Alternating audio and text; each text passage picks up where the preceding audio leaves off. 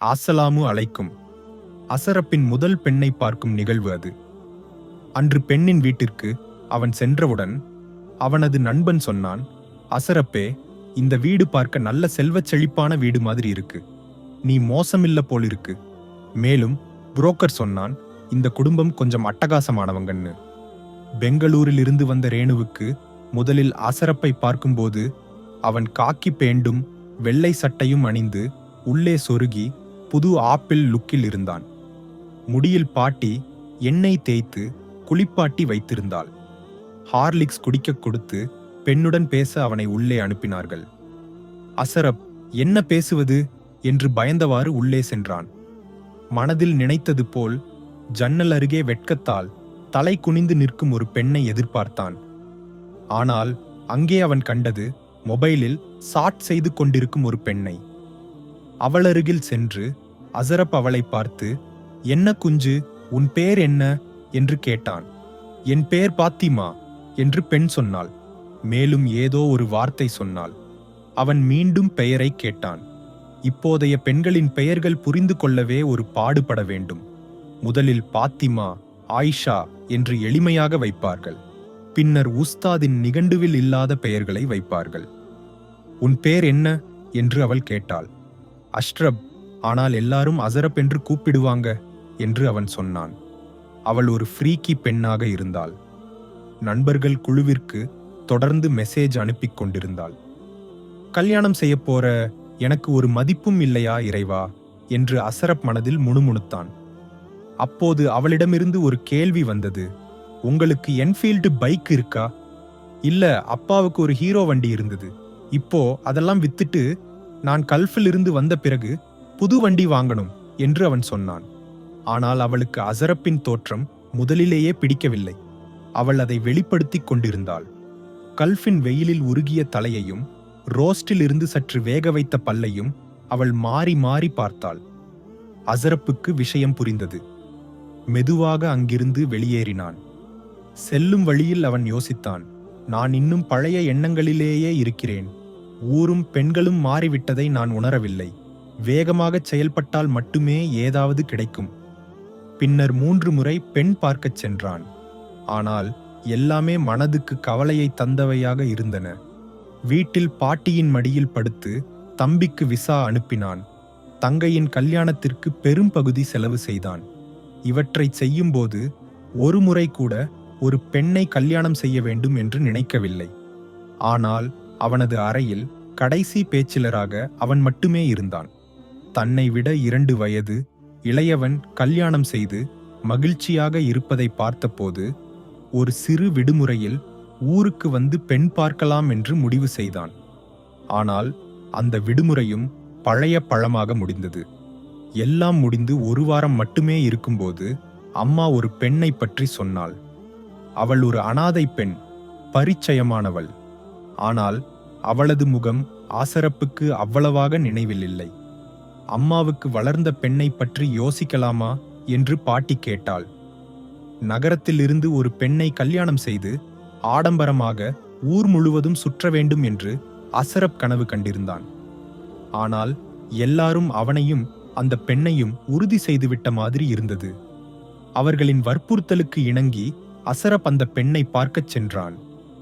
வழக்கம்போல் புல்லட், வழுக்கைத்தலை, பற்கள் என்று அவளும் பார்த்து விடுவாள் என்று அவன் முணுமுணுத்தான்.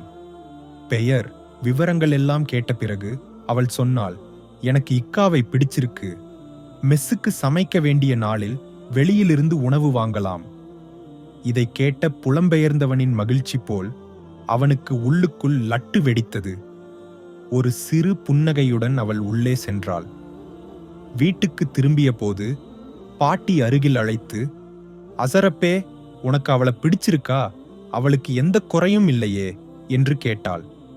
பாட்டி, அது என்ன உடம்பு சரியில்லாத மாதிரி பேச்சு? நகரத்திலிருந்து பெரிய வீட்டிலிருந்து கல்யாணம் செய்யணும்னு ஆசைப்பட்டேன். இப்போ இவளை பார்க்க வந்தேன்னு அம்மா சொன்னாங்க என்று அவன் சொன்னான். அப்படி ஒரு ஆசை இருந்தது மோனே. ஆனால் அவள் பாவம், நல்ல பெண், அனாதை. உன்னை பொண்ணு மாதிரி பார்த்துப்பாள்.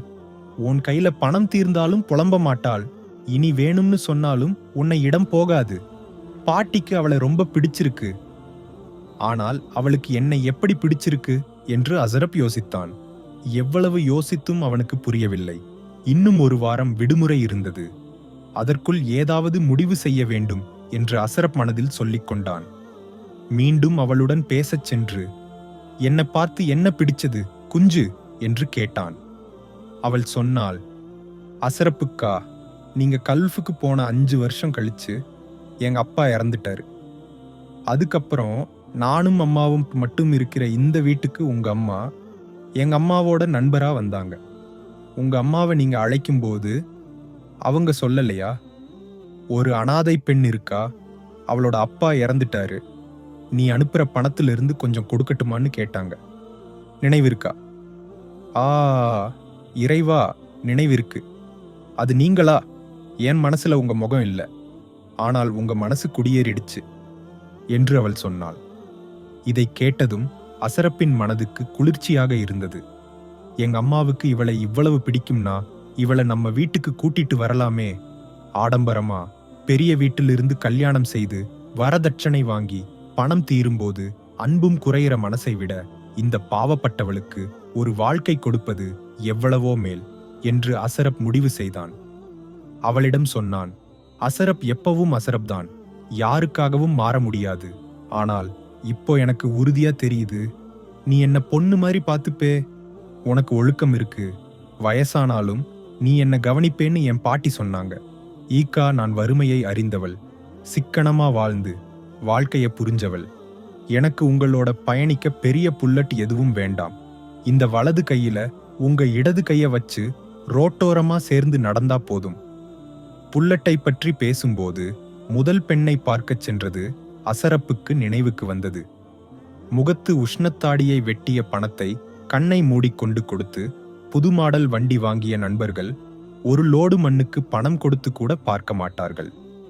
அசரப் அவளை பார்த்து சிரித்துவிட்டு பாட்டியிடம் சென்று எல்லாவற்றையும் சொன்னான். மோனே, அனாதைகளுக்கு உதவியவனை இறைவன் இந்த உலகத்திலும் மறு உலகத்திலும் ஆறுதலாக்குவான். நாம் செலவு செய்யும் ஒரு காசு கூட நாளை இறைவனின் நீதிமன்றத்தில் கணக்கு சொல்ல வேண்டி வரும். ஆடம்பரமும் வீண் செலவும் இல்லாமல் என் பையா அவளை அழைச்சுக்கிட்டு வா, நீ மகர் மட்டும் கொடுத்தாலும் அவளை பொண்ணு மாதிரி ஏத்துப்பேன் என்று பாட்டி சொன்னாள். அப்போ எங்க அம்மாவோட பேசி முடிவு செய்யலாம் என்று அசரப் சொன்னான்.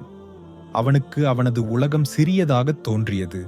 மற்றவங்களை பார்த்து நான் ஏன் இப்படி செய்யணும்னு யோசிக்கிறேன். பெரிய வீட்டுல கல்யாணம் செய்து அழகையும் செல்வத்தையும் அனுபவிச்சு உலகம் முழுக்க சுத்தி வாழ்க்கையை சந்தோஷமா வாழும் பொழுதும் நாளை என்னை கல்லறையில வைக்கும்போது எல்லாரும் பிரிஞ்சு போயிடுவாங்க. அப்போ அம்மாவோட கண்ணீர் துடைக்க ஒரு துணையா ஒரு இணை வேணும். அவளுக்கு அந்த மனசு வேணும். அதுதான் இந்த சிறிய உலகத்துல நான் விரும்புறது. அசரப்பின் விடுமுறை முடிந்தது. கல்யாணம் செய்து மற்றொரு விடுமுறைக்காக பறக்க தயாராகிறான். கனவு கண்டதை விட பெரிய அன்பை இறைவன் தந்துவிட்டான் என்ற எண்ணத்துடன் எந்த மூலையிலும் எந்த நாளிலும் பிரார்த்தனை செய்ய 2 கைகள் கிடைத்தன. ஆம், அசரப் ஒரு பெண்ணை பார்க்கவில்லை, பார்த்த பெண்ணின் மூலம் பல நல்ல மனங்களை கண்டான். அல்லாஹ் சுப்ஹானஹு தஆலா எல்லாருக்கும் நல்ல இணைகளை தந்து அவர்களின் தாம்பத்திய வாழ்க்கையை சந்தோஷத்திலும் சுகத்திலும் ஆக்கட்டும். ஆமீன்.